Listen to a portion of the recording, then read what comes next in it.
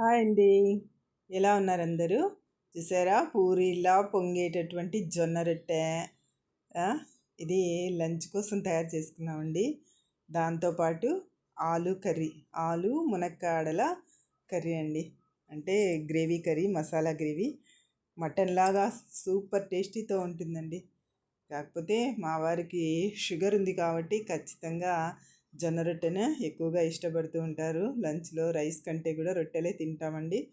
అందుకోసం అని చెప్పేసి మధ్యాహ్నం నేను ఇది ప్రిపేర్ చేశానండి. అలాగే ఎట్లా చేస్తున్నానో చూస్తారని చెప్పేసి చిన్ని వీడియో ఫ్రెండ్స్. ఏం లేదు, ఎవరైనా నా ఛానల్ చూస్తూ ఉంటే కొత్తగా ప్లీజ్ సబ్స్క్రైబ్ చేయండి, లైక్ చేయండి, షేర్ చేయండి, కామెంట్ చేయండి ఫ్రెండ్స్. చూడండి, జొన్న రొట్టె, మునక్కాయ, ఆలు మసాలా కర్రీ అండి. వెంటనే అనుకున్న వెంటనే గబగబా చేసేసానండి.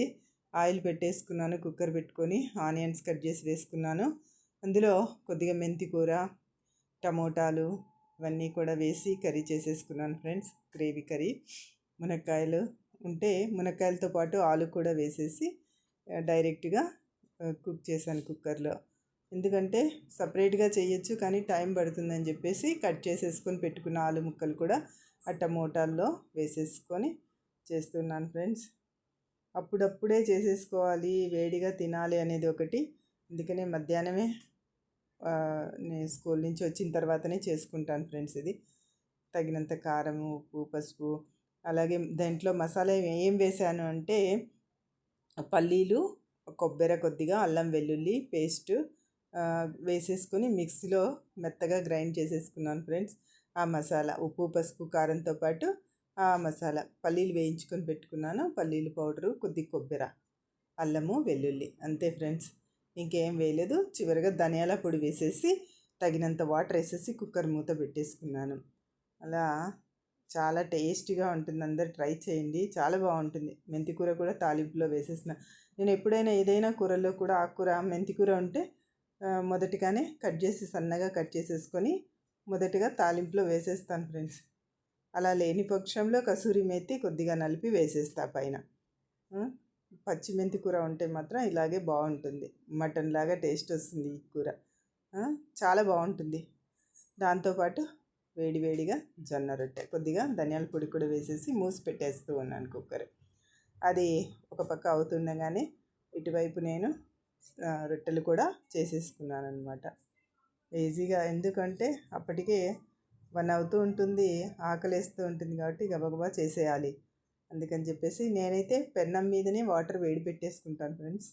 అలా వేడి పెట్టేసుకుని ఆ వేడి నీళ్ళతోనే జొన్న పిండిలో కలిపేసుకుంటా. వేడి నీళ్ళు వేస్తే కొంచెం జిగురు బాగా వస్తుందన్నమాట.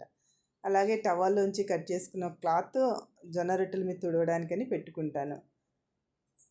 ఇలా రెడీగా చిన్నగా ఒక 4 రొట్టెలు చేసేసినానంటే తగినంత ఎవరికి, నేనైతే ఒక రొట్టె తింటాను, లేదంటే ఇంకో హాఫ్ తింటా. మా ఆయన అయితే 2 రొట్టెలు తింటారండి, చిన్నగా ఉంటాయి నేను చేసేటివి. ఇంకా వేరే రైస్ గీస్ ఏం తినరు, ఇంకా 2 రొట్టెలు తింటారు. ఇలా కలిపేసుకుంటానండి. వేడి నీళ్ళతోనే కలిపితే బాగా జిగురుగా ఉంటుంది. ఎంత జిగురు వస్తుందో రొట్టె అంత బాగా సాగుతుంది, అంత బాగా పొంగుతుంది కూడా రొట్టెని. అలా అంతా కూడా బాగా మెత్తగా చేసేసుకుంటాను. చేసేసుకొని, ఏం లేదండి, రొట్టెలు మంచిది, జొన్ననే తినాలని చెప్తారు షుగర్ వాళ్ళకి. ఒకసారి ఇలాగే మా ఆయనకి షుగర్ ఎక్కువైపోయి చాలా ఇదిగా జ్వరంలో వచ్చింది అని అనుకున్నాం, కానీ షుగర్ లెవెల్స్ అప్పటి నుంచే పెరగడం మొదలుపెట్టాయండి. ఇక దాంతో అప్పటి నుంచి ఎక్కువగా రొట్టెనే చేస్తాము. రైస్ తక్కువే, రైస్ ఎప్పుడైనా చేస్తూ ఉంటాం. 1 గ్లాస్ చిన్న గ్లాసు వేస్తే దాంతోపాటు ఒక రొట్టె కూడా తింటుంటారు. లేదు అంటే ఇలాగే మొత్తం రొట్టెనే పెట్టేస్తాను ఫ్రెండ్స్. ఇవాళ రేపు షుగర్ ఉన్న వాళ్ళు కొర్రలు, జొన్నలు వాడుతున్నారు కదా. ఈ ఎండాకాలం కాస్త కొర్రలు వేడి చేస్తాయి. అందుకని జొన్న రవ్వ కిచిడి కానీ, జొన్న రొట్టెలు కానీ తినడం షుగర్ పేషెంట్లకి చాలా మంచిదనమాట. ఇంకా వెజిటేబుల్స్ కూడా రొట్టెతో కొద్దిగా ఎక్కువగా తింటాం కదా, అది కూడా మంచిదే. ఎక్కువ ఆయిల్, మసాలాలు తగ్గించుకొని చేసుకొని తింటే హెల్త్కి మంచిది. ఇలా రొట్టె వేయంగానే వాటర్ అలా పైన రాసేయాలండి, అప్పుడే రొట్టె బాగా పొంగుతుంది. పచ్చిగా ఉన్నప్పుడే ఒక పక్క కొద్దిగా పచ్చిగా ఉన్నప్పుడే తిప్పేస్తే బాగా పొంగుతుందన్నమాట. అసలు నాకైతే మొదట రొట్టెలు చేయడమే రాదండి. నా పెళ్ళైన కొత్తలో, ఇప్పటికి నాకు పెళ్ళై దాదాపు 35 ఇయర్స్ అవుతుంది. అసలు వచ్చేది కాదు రొట్టె చేయడం, ఏం లేదు. అలాగే పెళ్లి చేసి అత్తగారింటికి పంపించారు. తర్వాత నేర్చుకున్నదేనండి ఇదంతా కూడా. మా అత్తయ్య కూడా చెప్పేవాళ్ళనమాట, అలా పైనంతా కూడా గరిటెతో అలా అనాలమ్మ, బబుల్స్ అవి ఉంటే సరిగా కాలదు, పొంగదు అని చెప్పేవాళ్ళు. అమ్మ వాళ్ళ దగ్గర గారాబం కదా, నేర్చుకోము. ఇంటికి వచ్చిక తప్పదు ఇంకా. అలా నేర్చుకున్నదే ఫ్రెండ్స్. నాకు కూడా మొదట వచ్చేది కాదు, అసలు వంటలు కూడా వచ్చేవి కాదు. తర్వాత పెళ్ళి తర్వాత నేర్చుకున్నవే ఇవన్నీ కూడా. అలా చేసేసుకొని వేడిగా అప్పుడప్పుడే తినేస్తాం అనమాట. చేస్తూ ఉన్నాను, ఎలాగూ మీరు కూడా చూస్తారని చిన్న వీడియో చేశాను అంతే ఫ్రెండ్స్. రొట్టె పొంగితే బాగుంటుంది, బాగా పొంగితే పూరీలాగా చాలా చక్కగా పొరలు పొరలుగా వస్తుంది ఫ్రెండ్స్. ఇలాగే చేసేసుకొని తిన్నామంటే హెల్త్ బాగుంటుంది. ఒక మంచి అలవాటు అనమాట.